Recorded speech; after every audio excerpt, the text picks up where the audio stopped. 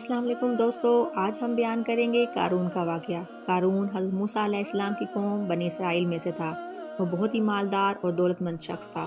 اللہ تعالیٰ نے اسے بے پناہ خزانے عطا کیے۔ قرآن میں فرمایا گیا ہے کہ اس کے خزانوں کی کنجیاں اتنی بھاری تھیں کہ طاقتور لوگ بھی انہیں اٹھاتے ہوئے تھک جاتے۔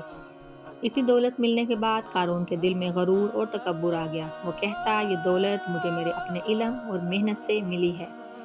حالانکہ یہ سب کچھ اللہ کی عطا تھا، مگر قارون اللہ کا شکر ادا کرنے کے بجائے اپنی دولت پر اتراتا اور لوگوں کے سامنے فخر و غرور کرتا۔ قوم کے نیک لوگ اسے سمجھاتے کہ اتراؤ مت، اللہ تکبر کرنے والوں کو پسند نہیں کرتا۔ جو مال اللہ نے تجھے دیا ہے، اس سے آخرت کے لیے نیک عمل کر۔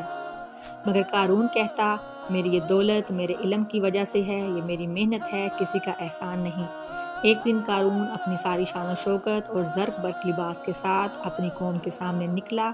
اس کے ساتھ خادم، خزانے اور جواہرات بھی تھے۔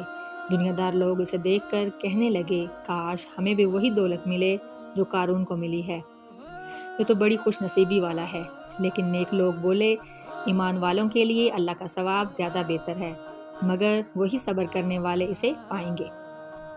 قارون کی دولت اور تکبر حد سے بڑھ گیا، اس پر اللہ کا عذاب نازل ہوا۔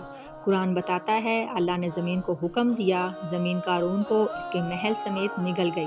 نہ اس کے خزانے بچے، نہ نوکر، نہ جواہرات، سب زمین میں دفن ہو گئے۔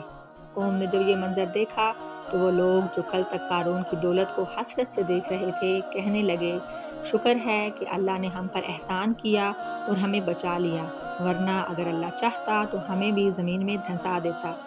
دوستو، اس واقعے سے ہمیں سبق ملتا ہے کہ دولت اللہ کی نعمت ہے، مگر غرور اور ناشکری عذاب کا سبب بنتی ہے۔